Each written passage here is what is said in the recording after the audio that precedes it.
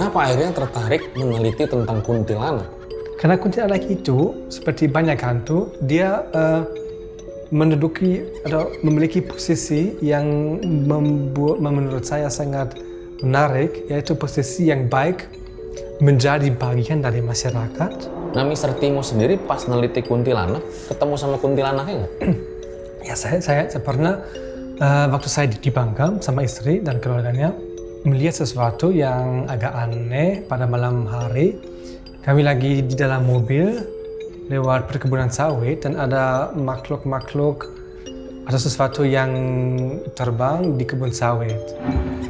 Kayaknya ya ada kain-kain panjang putih gitu, memang cocok dengan kuntilanak. Cuma dia tidak dekat-dekat banget, so saya nggak bisa lihat dengan jelas. Tapi memang buat saya ya, karena mungkin saya dari barat, habis lihat dia ya mungkin kaget.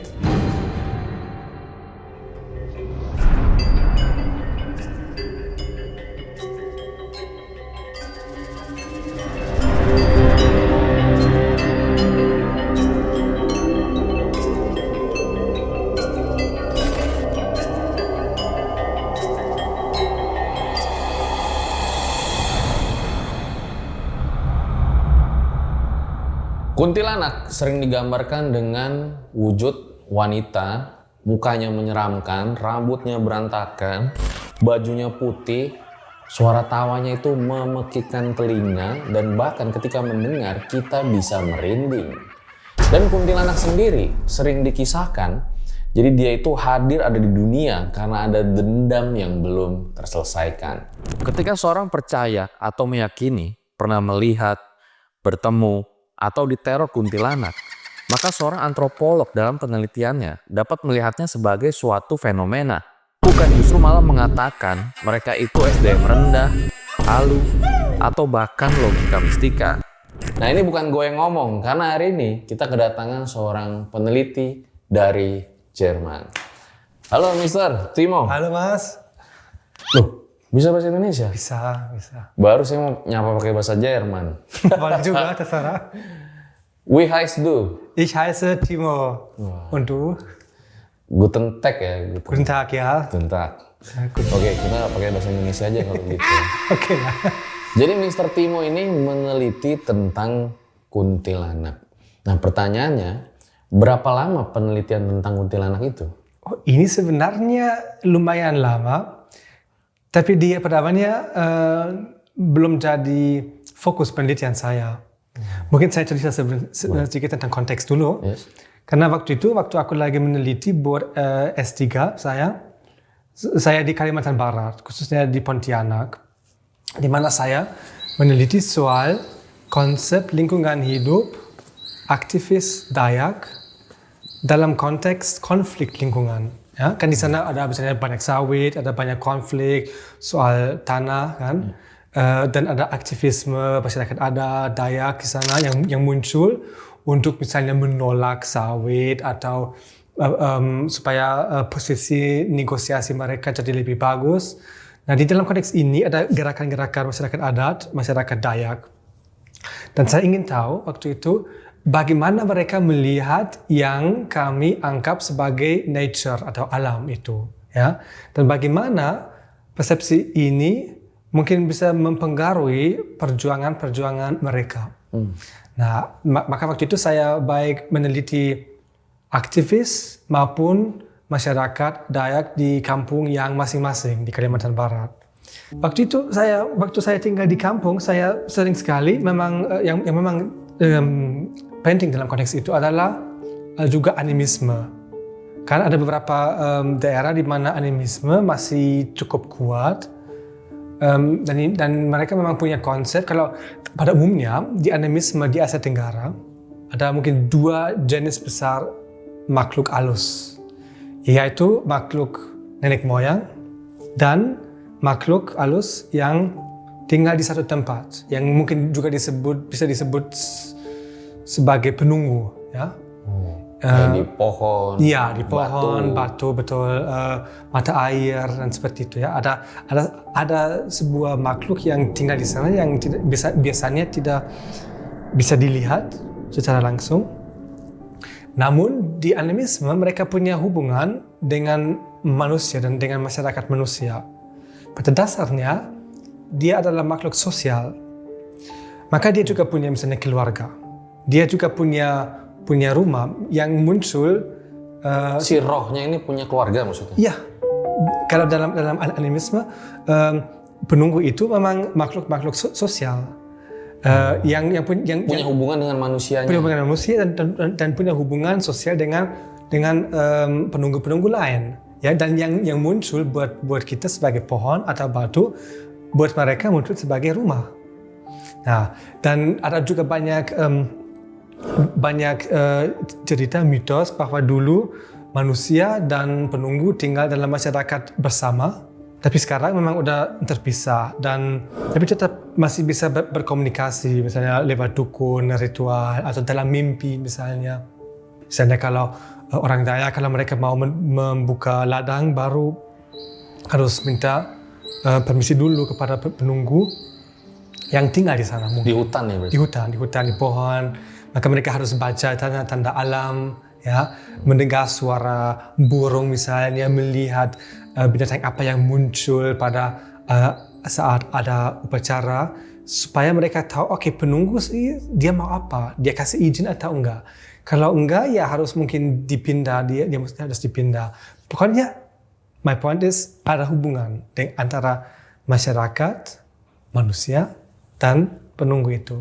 Nah, tapi waktu saya tinggal di Pontianak, saya juga sering dengar cerita tentang kuntilanak itu. Nah, dan kuntilanak itu, dia sebenarnya sangat penting untuk mitos pendirian kota Pontianak. Sebenarnya cerita sederhana. Waktu dulu pada tahun 1771 kalau nggak salah, ada sultan yang datang dengan rombongannya mau mendirikan kota di sana, di tempat di mana Sungai Kapuas dan Sungai Landak ketemu. Itu tempat yang sangat penting, sangat strategis, karena sungai-sungai waktu itu dia penting buat perdagangan ke pedalaman, karena belum ada jalan kan, masih harus lewat sungai. Tapi ada banyak bajak di sana, daerah belum aman. Maka mereka mau mendirikan kota di sana, kota baru, kesultanan baru. Tapi waktu mereka datang, mereka nggak mau mendarat karena mereka dengar suara kuntilanak. Dan mereka baru mau mendarat setelah si sultan berhasil untuk mengusir kuntilanak dari tempat itu. Mereka bilang, ya ada kuntilanak, banyak kuntilanak di pohon-pohon tinggi, maka mereka harus mengusir dulu dia, sehingga mereka bisa tebak pohon dan bisa membangun kota di sana. Nah, dan waktu aku dengar cerita seperti itu, saya kira juga ada hubungan dengan animisme. Dan saya jadi tertarik dengan perbedaan antara animisme dan budaya populer, cerita-cerita hantu, karena saya kira ada transisi dari penunggu menjadi hantu. Sesuatu yang dulu anggap ada hubungan, memiliki hubungan sosial dengan manusia, menjadi hantu yang serem saja. Nah, gimana caranya? Saya kira itu waktu Islam masuk ke daerah sana, atau agama pada umumnya, memang hubungan antara manusia dan makhluk halus juga berubah. Nah, maka dan dia jadi kuntilanak, sesuatu yang tidak lagi memiliki hubungan dengan manusia, tapi yang ditakuti. Iya, mungkin karena kalau animisme begitu ya, kalau yang saya pahami, ketika ada seorang itu kesurupan, itu dia percaya mungkin ini datang pesan dari leluhurnya begitu ya. Nah, itu tentu akan berbeda gitu ya, kalau misalnya, ya contoh agama Islam gitu, kalau saya kan Islam, ketika kesurupan gitu, mungkin kita kan berpikir juga nih bahwa jangan-jangan ini memang lagi kecapean gitu, tapi bisa jadi ada jinnya juga nih gitu kan. Nah, akhirnya dibaca-bacakan doa misalnya sampai akhirnya hantunya pergi. Ini jadi ada perbedaan itu ya. Tapi sebelum kita bahas tentang kuntilanak nih Mister ya, berarti memang lulusan dari Universitas Jerman? Ya, saya lulusan Universitas Bonn dan sampai sekarang masih di sana, di jurusan Southeast Asian Studies. Ngambil antropolognya tuh S1, S2, apa S3? Ya, aku sebenarnya sampai S2 saya ilmu politik, tapi juga belajar tentang antropologi waktu itu. Cuma buat S3, waktu saya pindah ke jurusan Southeast Asian Studies itu, saya lebih tertarik dengan antropologi. Oke. Maka saya bikin fieldwork di sana ya, dan menggunakan metode-metode antropologi. Kenapa akhirnya tertarik meneliti tentang kuntilanak? Karena saya kira kita bisa belajar banyak tentang kita sendiri dan tentang masyarakat pada umumnya kalau kita melihat kuntilanak. Karena kuntilanak itu seperti banyak hantu, dia menduduki atau memiliki posisi yang menurut saya sangat menarik, yaitu posisi yang baik menjadi bagian dari masyarakat. Kan dia di mana-mana, dia muncul tiba-tiba, semua orang tahu tentang dia. Di sisi lain dia juga selalu harus diusir, ya. Karena orang takut, maka dia harus diusir, ya. Dan memang seperti Mas dia bilang ya, berdoa atau suara azan, ya, atau dulu meriam lampu cahaya listrik, ya, menjadi alat untuk mengusir dia. Tapi dia kembali dan memang dia menghantui masyarakat. Kalaupun ada misalnya rumah yang kosong cukup lama, ya dia akan tinggal di situ kan. Maka perabatan kita, masyarakat kita tidak pernah aman dari kuntilanak. Dia ya selalu kembali. Apa aja yang ditemuin tentang kuntilanak saat itu? Karena banyak orang bilang, oke, hantu itu adalah ciptaan dari masyarakat. Misalnya ada masalah-masalah yang belum diselesaikan, perkosaan ya, atau orang yang bunuh diri kayak gitu ya, orang menjadi hantu. Namun kita juga mungkin bisa bikin klaim bahwa tidak hanya hantu itu adalah ciptaan masyarakat, tapi masyarakat itu sendiri adalah ciptaan hantu. Apa yang aku maksud dengan itu? Kita mungkin bisa lihat, kalau kita sudah melihat mitos pendirian kota Pontianak tadi, di mana yang menjadi masyarakat kota Pontianak, masyarakat Melayu Islam, membangun kesadaran bahwa dia eksis sebagai masyarakat dengan cara mengusir sesuatu yang bukan bagian dari masyarakat itu, yaitu kuntilanak. Ya, diusir ke pedalaman yang bukan wilayah masyarakat Islam, masyarakat Melayu. Nah, dan saya kira cuma melalui proses pengusiran ini yang mengusir masyarakat diwujudkan. Maka kita butuh sesuatu yang kita memusuhi atau paling menakuti secara kolektif supaya kita bisa memiliki sense of who we are, ya. Ada kesadaran ya, kita siapa sebagai masyarakat Melayu, Indonesia, ya, apa aja, dengan cara ada sesuatu dari luar kita yang bisa jadi hantu misalnya. Berarti dari zaman dulu itu pertama kali kuntilanak sosoknya udah seperti itu yang kayak sekarang kita lihat. Iya, itu memang kayaknya orang sekarang yang bicara tentang mitos pendirian kota Pontianak pasti punya konsep seperti itu. Perempuan yang pakai kaos panjang putih, ya, yang ketawanya. Ya. Ini memang begitu. Tapi kalau kita melihat soal animisme Dayak di kalangan Dayak, penunggu itu nggak cuma perempuan, dia bisa lelaki, perempuan, apa aja kan. Namun dalam proses dia menjadi hantu, dia memiliki sifat-sifat keperempuanan. Dan itu juga menarik sih kalau kita membahas itu dari perspektif feminis misalnya, dan teori feminis. Kalau kuntilanak itu ada beberapa feminis misalnya di Indonesia yang bilang, oke, sebenarnya kuntilanak itu misrepresentasi kaum perempuan. Dia karena ternyata perempuan bukan sosok yang kejam, ya, bukan sesuatu yang balas dendam. Maka dia bilang itu misrepresentasi dan kita harus menolak itu, ya, representasi ini. Padahal saya kira itu justru representasi, justru sesuatu yang ada di luar representasi. Karena dia horor, dan horor itu sesuatu yang muncul kalau kita tidak bisa merepresentasikan sesuatu.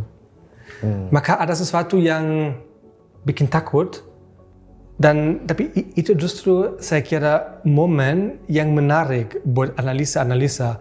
Karena kalau kita lihat misalnya kuntilanak sebagai keperempuanan yang terlalu kuat, yang terlalu kuat untuk bisa diterima, yang terlalu kuat untuk bisa dibahas, dia jadi horor. Dan kita bisa lihat dalam kisah-kisah kuntilanak kan ada juga pernah cerita bahwa dia pasti penonton udah tahu kan tentang kuntilanak ya, bahwa dia ada juga dalam budaya populer bahwa dia perempuan yang dibunuh atau diperkosa ya, yang balas dendam. Nah, maka ada sesuatu yang ada di luar patriarki atau di luar kekuatan masyarakat patriarkis yang bisa takut, yang bisa bikin takut. Dan saya bahkan kira ketakutan itu terhadap kuntilanak itu dalam masyarakat patriarkis jadi ketakutan umum. Yang menarik memang kalau kita lihat kuntilanak itu, dia bikin takut tidak hanya buat lelaki tapi juga buat perempuan kan. Dan dia justru berbahaya buat perempuan juga. Karena misalnya kalau orang baru melahirkan, perempuan yang baru melahirkan, kuntilanak jadi berbahaya buat anak kecil, buat ibu hamil. Ya, buat wanita yang lagi mens, ya. Itu sebenarnya sesuatu yang sama sekali perempuan kan, tapi justru melawan perempuan. I see. Jadi ini sebenarnya perempuan banget, tapi kok digambarkan sebagai sesuatu yang sangat melawan perempuan. Iya, makanya yang kalau perempuan mau menjadi anggota masyarakat modern, masyarakat patriarki sebenarnya, dia juga harus ikut ketakutan itu, ya. Maka harus hati-hati dengan kuntilanak yang juga muncul sebagai hantu perempuan yang tidak bisa dikontrol, kan? Dia punya paku kan dalam kepala. Kalau pakunya diisi, dia menjadi perempuan yang nurut, yang baik dengan lelaki. Tapi kalau pakunya diambil, ditarik, dia bisa jadi berbahaya. Nah, ini film Susana itu. Ada film horor Susana. Jadi, tapi dia sundel bolong, bukan kuntilanak gitu. Iya, ada juga misalnya film Paku Kuntilanak yang kayak gitu kan. Dengan pakunya. Dipaku. Nah, gitu. tapi itu juga menarik karena di film-film horor ada pada umumnya ada banyak hantu yang mungkin bukan kuntilanak murni, tapi ada unsur-unsur kuntilanak. Ya, kalau misalnya kita melihat di Jakarta si Manis Jembatan Ancol, ada sundel bolong, ya, maka dia ada banyak variasi kuntilanak. Dan kita juga kalau kita melihat di daerah Nusantara ada banyak variasi lokal kuntilanak. Ada kuntilanak merah, ada kan misalnya sebagai variasi. Nah, sebelum kita lanjut ke kuntilanak, Mr. Timo, kalau menurut Mr. Timo sendiri ya, gimana ketika ada seseorang yang dia tuh percaya kuntilanak itu ada, bahkan pernah ngalamin lah diteror sama kuntilanak gitu. Sebagai seorang peneliti atau antropolog, boleh nggak kita nganggap orang itu halu, SDM rendah, atau dikit-dikit ngaitin sama hal mistis gitu, kayak logika mistika. Boleh nggak kita nganggap orang itu kayak gitu? Ya, kalau antropologi justru selalu berusaha untuk tidak menilai, untuk dengar saja. Kalau mau menjadi antropolog, jangan langsung bilang, oh ini orang yang bodoh atau aneh. Orang memang tidak usah setuju dengan itu, ya. Bisa sendiri nanti memutuskan percaya atau enggak. Tapi poin adalah kamu percaya atau enggak itu tidak penting. Yang penting itu cuma bagaimana orang atau narasumber memberi makna untuk kepada dunia ini dan apa yang dianggap ada atau enggak ada, ya. Kalau misalnya hantu, kuntilanak atau penunggu jadi penting dan jadi sebuah kategori yang penting buat dia. Ya kita memang harus ambil itu serius. Jadi kita sebagai peneliti atau antropolog begitu ya, ketika melihat bahwa ada orang yang meyakini dia pernah ngeliat kuntilanak, pocong, hantu apapun itu, justru kita tidak boleh melihat dia sebagai orang bodoh, budayanya itu jelek dibanding kita, nggak modern, logika mistika tuh nggak boleh berarti kan? Ya nggak boleh karena kita memang berusaha untuk memahami sebuah budaya masyarakat dari dia sendiri. Ya. Kita bisa membandingkan memang ya beberapa culture ya. Tapi pada awalnya kita harus berusaha untuk memahami dari dia sendiri, bukan dari perspektif yang kita udah memiliki. Justru kita harus menggali lebih dalam gitu ya. Sebetulnya kenapa sih kok dia mengalami hal seperti ini? Iya, gitu, kan? Ya kan. Yang memang dulu mungkin ya 100 tahun yang lalu banyak orang antropolog masih ikut paradigma evolusionisme, di mana mereka kira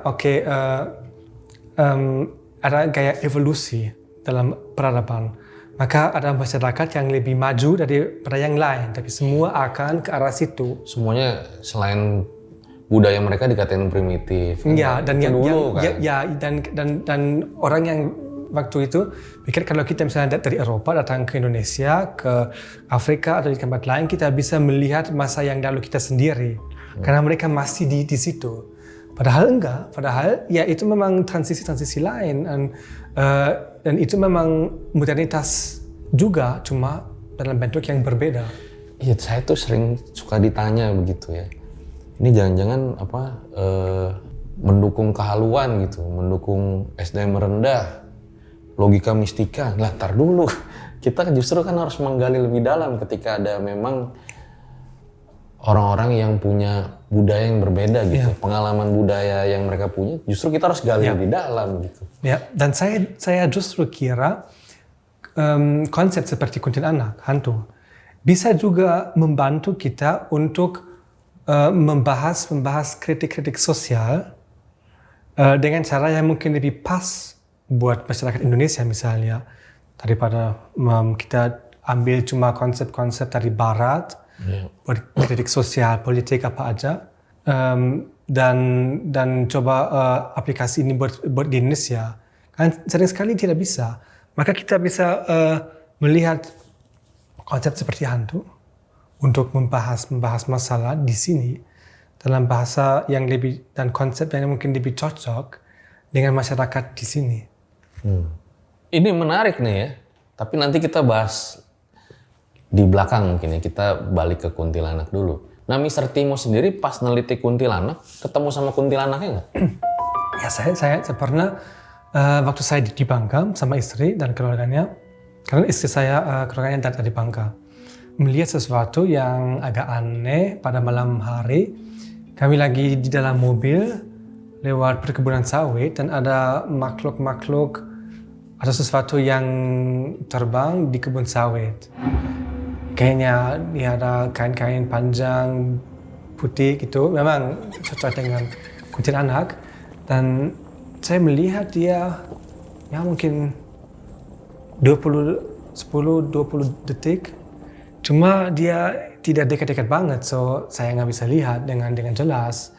Tapi memang buat saya ya, karena mungkin saya dari Barat, habis lihat dia ya bikin kaget, tapi aku coba untuk berusaha melihat itu dengan mata-mata yang rasional ya, mungkin itu cuma kain-kain yang lagi terbang dalam angin atau spanduk kayak gitu. Tapi pas terbang itu kayak orang atau? Ya bentuknya seperti itu rupanya. Cuma dia juga enggak, ya karena dia mungkin sudah terlalu jauh, mungkin 30, 40, 50 meter, dia terlalu jelas, tapi dia cukup lama terbang di situ, di perkebunan sawit. So, yang lihat banyak itu? Yang lihat cuma saya sama istri. Oh, berdua bukan sendiri. Nah, pas neliti kuntilanak juga pernah menemukan apa kisah-kisah orang yang pernah melihat langsung atau bahkan diteror sama kuntilanak, pernah nggak ketemu? Kalau kuntilanak, iya, ada beberapa orang yang cerita bahwa dia pernah lihat kuntilanak. Tapi kalau di Pontianak sendiri sebenarnya ada banyak cerita, tapi agak jarang dia pulang ke Pontianak. Kan dia dulu diusir, dan sekarang kalau orang percaya kalau ya berdoa dengan teratur kayak gitu udah aman. Dan ya kadang-kadang ada cerita bahwa dia tetap datang kembali, tapi ya. Tapi kenapa ya kalau ini tapi sekarang ya, kisah-kisah sekarang itu kalau kuntilanak dikisahkan, dia seorang wanita, tadinya ya wanita yang cantik, terus mungkin pas masa hidup berpakaian seksi gitu. Lalu hingga akhirnya dia ke hutan gitu atau kemana, lalu diperkosa oleh orang-orang yang tidak bertanggung jawab. Lalu tidak sampai situ, dia juga dihabisi secara keji begitu. Nah, lalu dia muncul kembali sebagai wujud hantu yang menyeramkan untuk membalas dendamnya gitu. Itu kalau menurut Mister kenapa?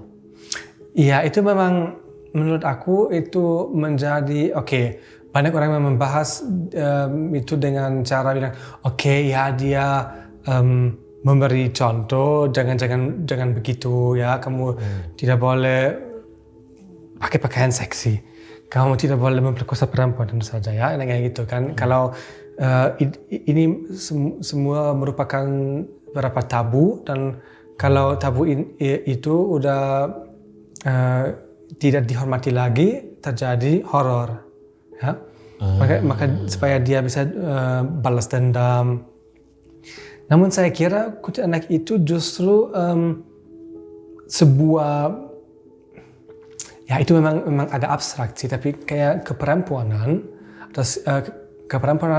yang tidak lagi bisa diinkorporasi ke patriarki itu, yang tidak lagi bisa dibahas, dibicarakan oleh masyarakat, karena itu sesuatu yang terlalu traumatik. Horor itu saya kira datang dari sebuah trauma, dari sebuah ketidakmungkinan untuk merepresentasikan keperempuanan yang yang ada di luar patriarkis ya. Kita juga kan kita ingat yang dengan paku kuntilanak. Kalau pakunya diisi, dia perempuan biasa, dia nurut kan, dia perempuan yang baik ya, memang harus begitu ya. Tapi kalau dia ditarik, baru dia jadi out of control kan. Dan itu yang kita tidak bisa menerima. Dia yang bikin kita takut karena kita nggak bisa kontrol lagi. Ini jadi kalau yang saya tangkap tadi jawaban dari Mr. Timo begitu ya, bahwa ada fungsi kuntilanak dalam hal norma sehari-hari begitu ya. Bahwa kalau mau diterima dari bagian masyarakat itu ya jadi kuntilanak yang ada pakunya begitu ya, sebagai wanita. Ya. Tapi kalau nggak diterima sama masyarakat, ya jadi kuntilanak yang pakunya dicabut begitu. Ya. Oke. Makanya dalam patriarki mungkin paku itu bisa dilihat sebagai sesuatu yang harus diisi supaya semua berjalan, berfungsi dengan baik. Tapi sesudah dia hilang, itu jadi berbahaya. Jadi kuntilanak pertama yang ada di Indonesia berdasarkan penelitian adanya di Pontianak. Iya, bisa ya, kalau dalam itu pendirian Pontianak memang begitu, dan pendirian kota Pontianak itu pada tahun 1771. Tapi memang pada zaman kolonial udah ada berita tentang kuntilanak. Kita misalnya bisa ketemu berita tentang kuntilanak / Pontianak, misalnya pada dalam koran-koran Belanda misalnya, bahwa dia muncul. Di koran Belanda udah ada kuntilanak? Udah ada. Tahun berapa itu, Mister? Misalnya kemarin aku ketemu berita dari tahun 1920-an kira-kira. Ada beritanya? Ada. Boleh ditampilin nggak? Apa? Boleh ditampilin nggak beritanya? Aku tidak bawa. Nanti aja kali ya. Tapi bisa dicari di internet, ada situs-situs di mana bisa langsung akses arsip koran Belanda. Dan Di sana ada. Dikisahkan apa tuh? Kisahnya begini, ada anak yang hilang, bocah di daerah Jakarta. Bocahnya dia hilang dan masyarakat bilang, wah itu sebuah Pontianak atau kuntilanak. Di dalam berita disebut sebagai Pontianak. Dan mereka bikin juga upacara untuk mengusir Pontianak itu dari sini, dari Jakarta. Nah, tapi si anak itu beberapa hari kemudian dia muncul lagi di Karawang, maka dia tidak diculik, mungkin dia lari dari rumah. Dan dalam berita ini mungkin ya para wartawan waktu itu mungkin mau melihat, oh ya masyarakat Indonesia memang belum maju, masih percaya kuntilanak, padahal ya anaknya muncul lagi, kan? Maka kita juga melihat itu sebagai sesuatu yang melestarikan supremasi Belanda yang kepada masyarakat Indonesia yang mungkin dilihat ya masih belakang. Makanya dulu memang orang Belanda mungkin banyak yang tidak ambil itu serius, kecuali kalau mereka mencari cerita untuk bilang, oh kenapa orang Indonesia belum maju. Jadi cerita-cerita horor di zaman penjajah Belanda itu digunakan untuk legitimasi bahwa Belanda lebih maju dibanding Indonesia. Saya kira begitu. Dan dikumpul-kumpulkan sama mereka gitu. Ya itu kan karena waktu itu memang masih sangat kuat paradigma evolusionisme dalam misalnya antropologi. Karena aku tadi cerita, di mana orang kira sebagai masyarakat Eropa kami paling maju bla bla bla, dan ya semua yang berbau hantu atau makhluk halus memang cuma dari masyarakat yang masih terbelakang. Namun sekarang kita mungkin bisa melihat dengan lebih jelas bahwa kuntilanak tetap masih ada dan menjadi bagian dari modernitas Indonesia sendiri. Yang memang beda dengan modernitas Barat, di mana hantu-hantu hilang. Mungkin tidak 100% hilang, tapi kan yang Max Weber disebut sebagai Entzauberung, Disenchantment, kan? Maka jadi lebih rasional untuk menjadi modern. Tapi kalau di Indonesia kita lihat, menjadi modern dengan hantu. Hantu tidak pernah hilang, tapi jadi sendiri bagian dari modernitas. Tapi Mister, saya juga penasaran ya, bahwa kan tadi dijadikan senjata sama Belanda begitu. Memangnya ada korelasinya nggak gitu ya? Misalnya orang yang percaya adanya hantu gitu, dan orang yang tidak percaya dengan adanya hantu begitu, secara kemajuan teknologi, ekonomi gitu, memang ngaruh gitu? Ya kalau kita lihat di Indonesia mungkin korelasi nggak begitu besar juga kan. Kan dulu banyak orang yang percaya dengan modernisasi Barat berasumsi bahwa semakin maju masyarakatnya semakin kurang kepercayaan kepada hantu kan. Semakin kurang religius juga, semakin sekuler. Tapi kita lihat sejak puluhan tahun bahwa itu tidak terjadi. Masyarakat jadi maju dalam soal teknologi misalnya. Ya maju-maju juga gitu. Ya, tetap masyarakat tidak hanya masih religius atau bahkan lebih religius lagi, tapi juga masih ada hantu di dalamnya. Dan hantu tidak, kalau di Indonesia hantu tidak pernah hilang kan? Ya jadi justru jadi bagian dari modernitas dan kemajuan itu sendiri begitu. Ya. Apakah itu salah kalau menurut Mister? Enggak ada yang benar atau salah. Itu sebuah modus untuk memberi makna kepada dunia, dan sebagai antropolog kita nggak bilang ini benar, ini salah. Kita memang seperti aku tadi bilang kan, kita berusaha untuk memahami masyarakat dari masyarakatnya sendiri, dari mitos, dari cerita, dari kepercayaan, dari budayanya sendiri. Dan saya kira kalau kita misalnya lihat itu kita bahkan kepercayaan kepada hantu juga bisa menjadi kesempatan dan alat untuk misalnya mengkritik masalah-masalah sosial politik. Ya. Dia juga bisa melewati cerita-cerita hantu atau konsep hantu. Ya. So saya kira hantu bahkan bisa tidak usah ditolak, tapi kita bisa juga, dia juga melihat sebagai alat untuk berpikir, ya? Untuk melihat apa salah dalam masyarakat, kenapa ya sih kita melihat kuntilanak sebagai perempuan, apa kita bisa belajar dari konsep-konsep perempuan kita, dan apa yang kita bisa tentang gender, tentang lingkungan hidup misalnya, ya. Karena juga ada hubungannya dengan misalnya deforestasi. Ya, ini kita masuk ke sini ya, bahwa tadi justru ada juga kok gitu ya hal-hal positif ketika kita berbicara terhadap sebuah kepercayaan. Contoh ya, menganggap sebuah hutan itu sakral, banyak penunggunya begitu. Jadi ketika dia ingin melakukan penebangan secara ngasal gitu, nggak terjadi. Orang dia punya kepercayaan ini hutannya sakral gitu, banyak roh leluhurnya begitu kan.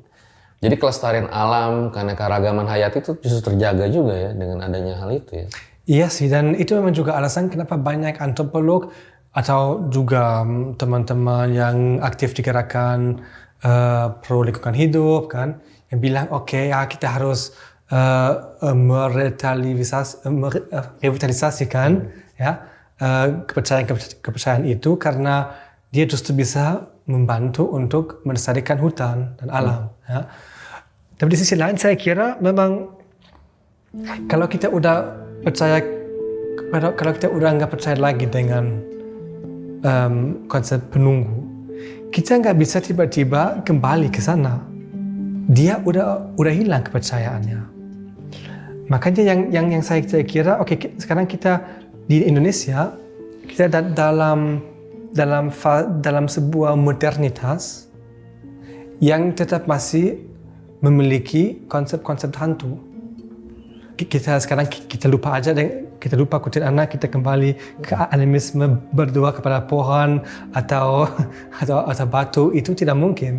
Kan udah hilang juga. Ya? Itu hilang, itu memang hilang, dan yang kita bisa lakukan sekarang adalah kita bisa belajar dari mitos-mitos dan ketakutan kita sendiri, supaya kita dan saya kira kan di dunia barat pencerahan atau Aufklärung, Enlightenment sering sekali dilihat sebagai sesuatu yang sangat bertengkar dengan konsep-konsep mistis, hantu gitu kan. Namun saya kira justru di Indonesia pencerahan atau Aufklärung atau kritik harus menggunakan konsep-konsep hantu. Jadi dari cerita hantu saya bisa kritik pemerintah begitu ya? Bisa, ya tidak hanya pemerintah, tapi mungkin lebih dalam lagi apa yang kita bahas kalau kita bahas politik, ya, apa itu sebenarnya masyarakat. Kalau kita membicarakan apa itu perempuan, ya, kita bisa belajar itu misalnya kalau kita membahas kuntilanak, dan kita juga bisa melihat hal-hal yang mungkin problematis, kontradiksi dalam pikiran kita sendiri, ya, yang mungkin tidak muncul selalu sebagai kontradiksi dalam kehidupan sehari-hari, tapi dalam cerita hantu pasti dia ada. Iya. Nah, kalau ritual pernah nemuin nggak pas penelitian? Ya, di desa-desa Dayak, ya ada ritual kan misalnya, dan mungkin sebentar dulu kali ya sebelum kita masuk ke situ. Kalau Mr. Timo neliti Dayak tuh neliti apanya begitu ya? Mungkin biar teman-teman tahu. Kalau waktu itu saya meneliti konsep alam mereka. Hubungan suku Dayak dengan alam gitu? Iya, hubungan dan apa itu alam buat mereka, apa konsep itu. Karena mereka melihat hutan, pohon itu apa maknanya buat mereka. Misalnya aku memang sering ketemu konsep seperti penunggu kan.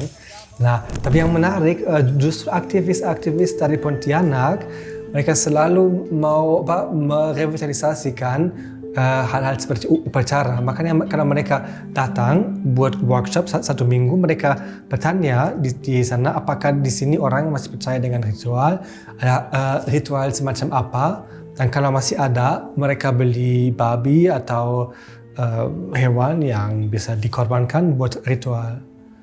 Karena mereka anggap itu memang penting untuk kedayakan mereka, untuk identitas mereka. Ritual babi maksudnya bagaimana? Itu ritual misalnya untuk berterima kasih baik kepada nenek moyang mereka atau juga kepada roh yang seperti penunggu yang paling umum memang kalau mereka mau buka ladang ataupun mau bangun rumah baru, mereka harus pastikan dulu bahwa yang tinggal di sana makhluk halus itu setuju. Maka harus kasih juga sesuatu buat mereka kayak darah, babi, alkohol kayak gitu. Babinya tuh masih hidup apa sudah dipotong?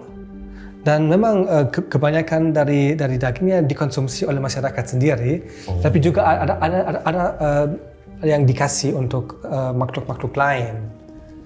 Sering sekali misalnya darah. Ya, kalau di Jawa darah babi. Darah babi. Sebagai syarat persetujuan gitu ya, kalau mau buka ladang baru. Iya, sebagai transaksi sosial kan, istilahnya ini dia dikasih sesuatu supaya dia baik dengan masyarakatnya, kan? Supaya dia nggak, kan dia sebenarnya cuma bisa seram atau menyebabkan masalah kalau orang tidak menghormati dia. Tapi kalau dia dikasih sesuatu, dia juga bisa misalnya bantu masyarakat dengan cara misalnya mengusir hema, ya itu juga makhluk yang membantu, yang sama sekali tidak seserem kuntilanak. Kalau di animisme Dayak sebenarnya nggak pernah ada makhluk halus yang cuma serem saja. Dia seperti manusia, dia bisa marah, dia bisa seram, dia bisa baik, dia bisa bantu. Tergantung bagaimana kita interaksi sama dia. Iya ya, jadi itu ya temuan-temuannya ya pada saat itu ya. Kalau selain di Dayak begitu ya, dalam penelitian-penelitian yang pernah dilakukan, ritual tersadis apa yang pernah ditemuin? Tersadis? Mungkin buat orang Jerman, sebenarnya kalau dia potong babi itu udah agak susah untuk dilihat kan, karena kita kalau di Jerman di barat ya orang beli daging yang udah siap kan, udah dipotong. Dan buat saya tapi itu mungkin cuma sadis karena saya tidak terbiasa melihat hewannya dipotong kan. Tapi buat di sana ya biasa aja kan. Kalau mau makan hewan ya harus dipotong dulu kan. Iya. Nah kalau kita bicara tentang mitos, folklore gitu ya kan, kayak negara kayak Jepang juga banyak gitu kan. Kalau di Jerman ada nggak? Di Jerman ada juga misalnya mitos-mitos yang mungkin bukan mitos sih, tapi ada makhluk yang mungkin sedikit mirip dengan kuntilanak. Dia juga perempuan dengan pakaian putih gitu loh, yang muncul. Tapi kalau dia muncul itu biasanya menjadi sebuah tanda bahwa ada yang mau meninggal. Oh di Jerman ada juga? Ada juga. Namanya apa? Weiße Frau, perempuan putih. Weiße Frau? Ya, di Weiße Frau. Kayak ya hantu perempuan putih. Itu ya mungkin aku nggak tahu sekarang, mungkin dia tidak seterkenal kuntilanak di Indonesia kan.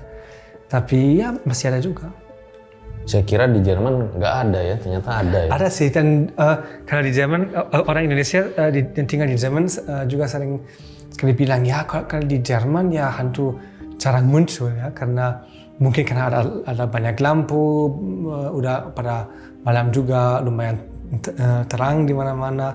So ya mungkin hantu lebih suka muncul kalau ada sedikit ya, ada yang gelap yang nggak kelihatan. Itu juga, dan memang kalau kita melihat di sejarah Jerman juga banyak sekali horor yang sampai sekarang mungkin orang Jerman belum mampu untuk atau memang tidak akan benar-benar mampu untuk membahas itu, horor rezim Nazi misalnya ya, di mana jutaan orang Yahudi dengan secara sistematis kayak gitu kan.